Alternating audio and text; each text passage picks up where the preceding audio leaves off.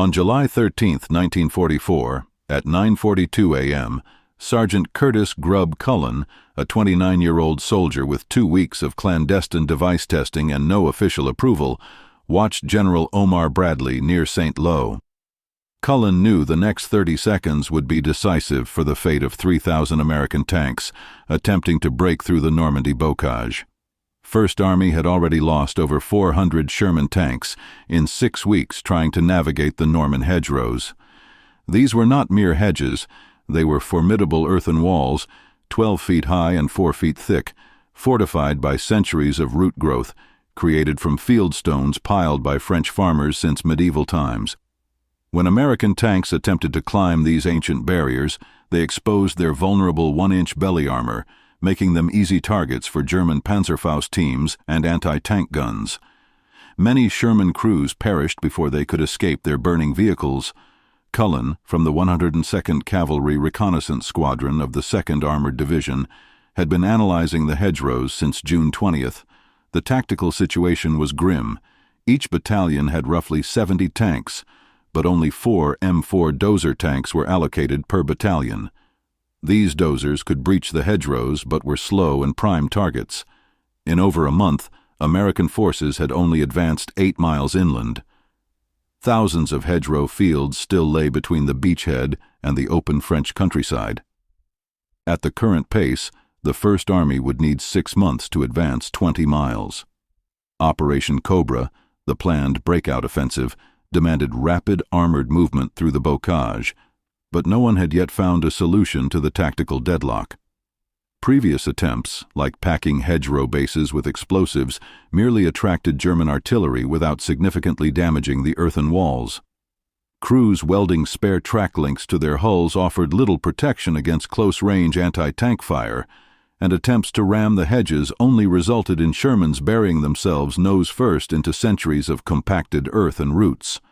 Cullen spent 3 days creating his revolutionary solution from salvaged German beach obstacles known as check hedgehogs, 3 railway iron beams welded into a jack shape, originally intended to rip landing craft hulls. American engineers had stockpiled this 2-inch thick steel. Cullen utilized 4 sections of this hedgehog steel, welding them to a light tank's bow plate with the prongs angled forward at 35 degrees. This design ensured that when the tank hit a hedgerow, the steel tusks dug into the base of the obstacle rather than causing the tank to climb over and expose its soft underside. His initial 7 tests on a light tank were successful. A subsequent test, ordered by Major Sidney Bingham on a full-weight 33-ton Sherman, was a risk, as the added impact force could rip off the bow plate or flip the tank. Lieutenant Charles Green of the 747th Tank Battalion volunteered his crew. They welded the 320-pound 4-prong assembly to Green's Sherman on July 11th. The first test on July 12th was successful, as were 4 subsequent tests. Word reached Bradley's headquarters, leading to the crucial demonstration on July 13th. Bradley directed Green's Sherman toward a 12-foot-high hedgerow, the kind that had held up American armor for 42 days. As Cullen watched beside Bradley, the Sherman accelerated to 25 mph. The 4 steel prongs slammed into the earthen wall with a sound like a train wreck, causing dirt to fly upward. For 3 seconds, the tank strained against the 500-year-old compacted earth and roots until the prongs bit through, collapsing the hedge inward. In just 14 seconds, the Sherman burst through to the other side.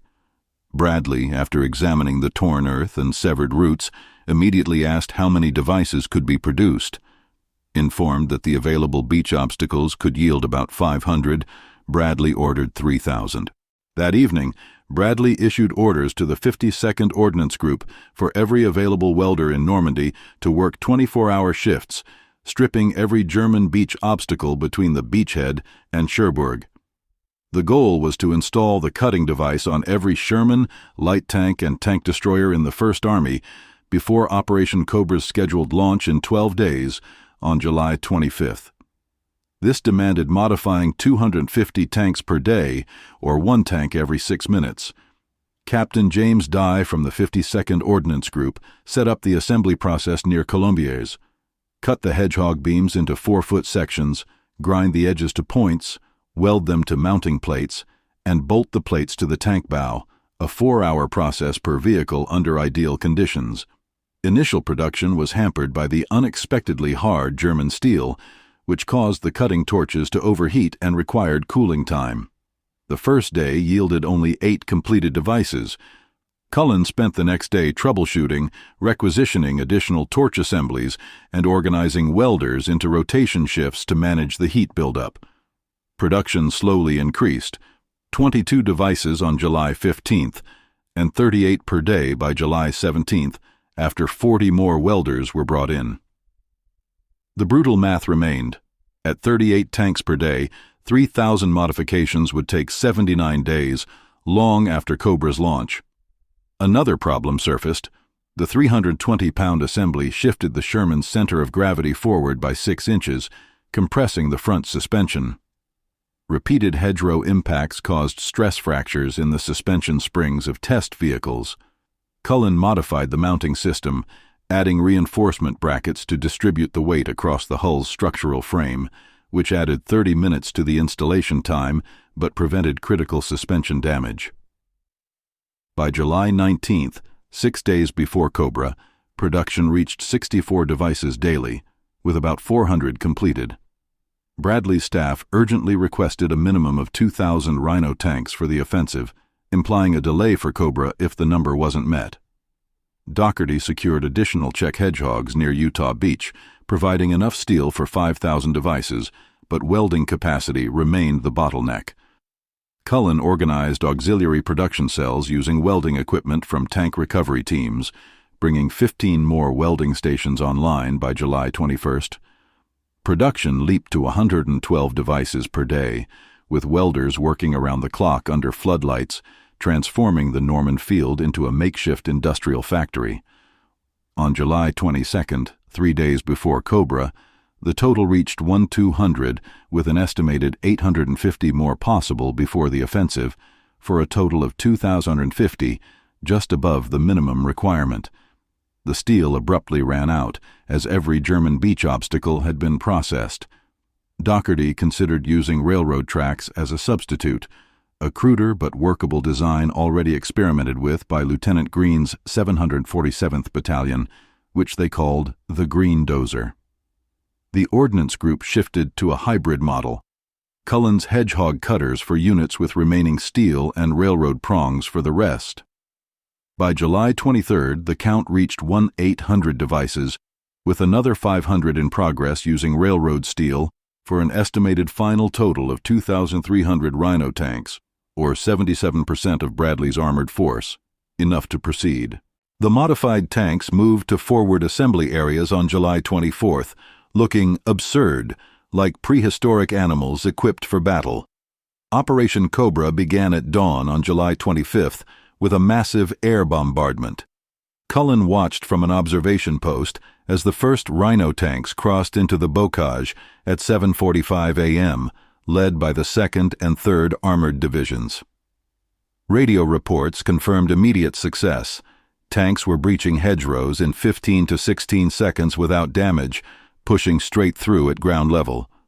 German defensive doctrine, which relied on the tanks climbing and exposing their vulnerable bellies, was rendered worthless. By 10:30 a.m., the 2nd Armored Division had advanced 2 miles, a distance that usually took 3 days. Failures did occur, approximately 4% of the attempts. Reports detailed prongs bending on buried stone foundations, snapping off on hidden fence posts, or mounting brackets buckling from excessive speed. This 4% failure rate meant 92 tanks, and their crews could be trapped. However, at 1:30 p.m., a decisive report arrived. The 3rd Armored Division had reached a road 4 miles inland, a distance that had taken 2 weeks in June.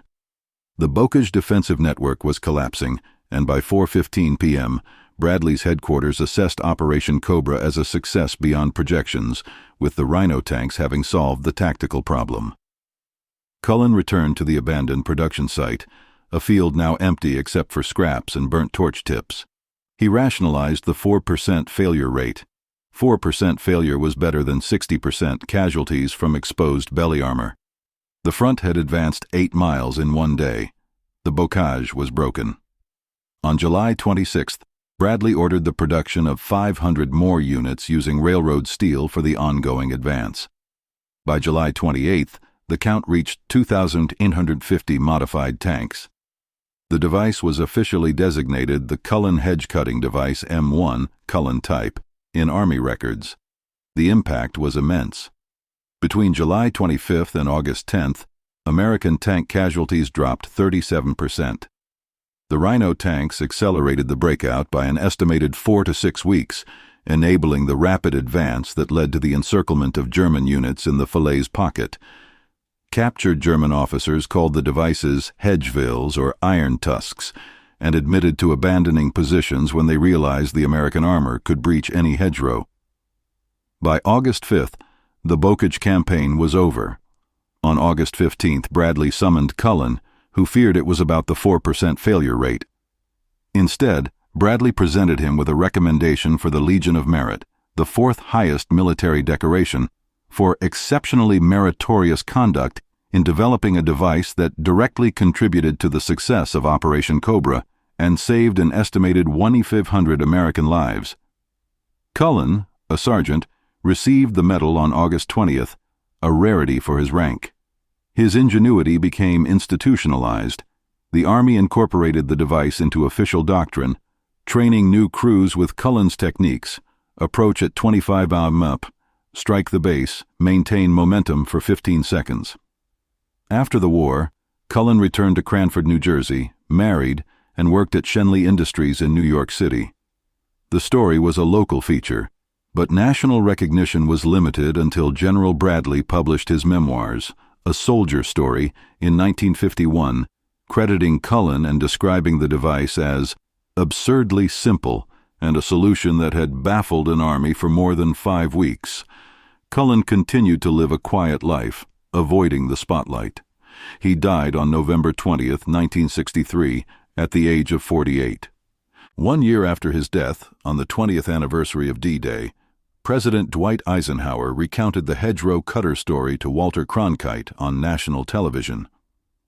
Eisenhower's endorsement, filmed in the still formidable Norman hedgerow country, transformed Cullen's contribution from a footnote to a legend.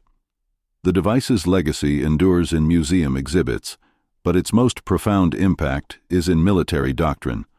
The principle that a strategic problem can be solved by an enlisted soldier's tactical initiative and field improvisation using available materials. The concept has been applied in modern conflicts, from improvised armor in Iraq to counter-IED equipment in Afghanistan. The number of people alive today because Sergeant Curtis Cullen welded German beach trash to a tank bow in July 1944 is incalculable, a quiet heroism that saved 1,500 lives and broke the Normandy stalemate.